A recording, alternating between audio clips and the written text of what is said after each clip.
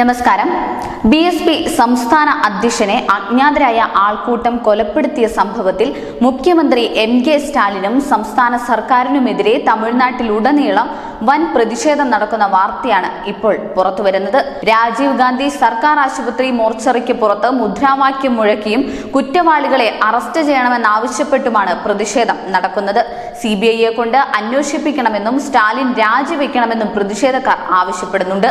ഇതുകൂടാതെ നിരവധി BSP നേതാക്കൾ ചെന്നൈയിലെ പുനമല്ലി ഹൈറോഡിൽ കുത്തിയിരിപ്പ് സമരം നടത്തി. ഗതാഗത കുരുക്കിന് കാരണമാവുകയും വാഹന ഗതാഗതം തടസ്സപ്പെടുത്തുകയും ചെയ്തു. ഇതേ തുടർന്ന് സ്ഥിതിഗതികൾ നിയന്ത്രണ വിധേയമാക്കാൻ ആശുപത്രി പരിസരത്ത് കനത്ത പോലീസ് സന്നാഹത്തെ വിന്യസിപ്പിച്ചിട്ടുണ്ട്. BSP സംസ്ഥാന അധ്യക്ഷന്റെ കൊലപാതകം വേഗത്തിൽ അന്വേഷിക്കാൻ മുഖ്യമന്ത്രി സ്റ്റാലിൻ പോലീസിനോട് ഉത്തരവിട്ടതിന് മണിക്കൂറുകൾക്ക് ശേഷമാണ് ഈ സംഭവം. കൊലപാതകത്തിൽ പങ്കുള്ളവരെ ഒറ്റ രാത്രി കൊണ്ട് പോലീസ് അറസ്റ്റ് ചെയ്തു. News desk, news India Malayalam.